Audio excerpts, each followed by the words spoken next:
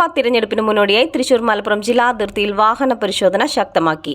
കണക്കിൽപ്പെടാത്ത പണം, ആയുധങ്ങൾ, ലഹരി വസ്തുക്കൾ എന്നിവയുടെ അനധികൃത കടത്ത് തടയുന്നതിനാണ് പോലീസ് ഉദ്യോഗസ്ഥരും തിരഞ്ഞെടുപ്പ് നിരീക്ഷണ സംഘവും ചേർന്ന് സംയുക്തമായി പരിശോധന നടത്തുന്നത്. ജില്ലാ അതിർത്തിയായ കടവല്ലൂർ ഹൈസ്കൂൾ സ്റ്റോപ്പിന് സമീപമാണ് പ്രധാന പരിശോധനാ കേന്ദ്രം ഒരുക്കിയിരിക്കുന്നത്.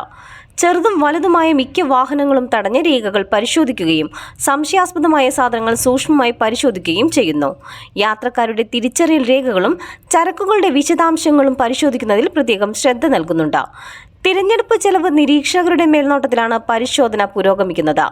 പരിശോധനയുടെ മുഴുവൻ ദൃശ്യങ്ങളും ക്യാമറയിൽ രേഖപ്പെടുത്തുകയും നിയമലംഘനങ്ങൾ കണ്ടെത്തിയാൽ ഉടൻ നടപടി സ്വീകരിക്കുകയും ചെയ്യുമെന്ന് അധികൃതർ അറിയിച്ചു. കടവല്ലൂരിൽ 24 മണിക്കൂർ പ്രവർത്തിക്കുന്ന സ്ഥിരം പരിശോധനാ ബൂത്തും ഇതിനായി സ്ഥാപിച്ചിട്ടുണ്ടെന്ന് പോലീസ് വ്യക്തമാക്കി. തിരഞ്ഞെടുപ്പ് പ്രക്രിയ സുതാര്യവും സമാധാനപരവുമാക്കുന്നതിനായി ഇത്തരം പരിശോധനകൾ കൂടുതൽ ശക്തിപ്പെടുത്തുമെന്നും ബന്ധപ്പെട്ടവർ അറിയിച്ചു.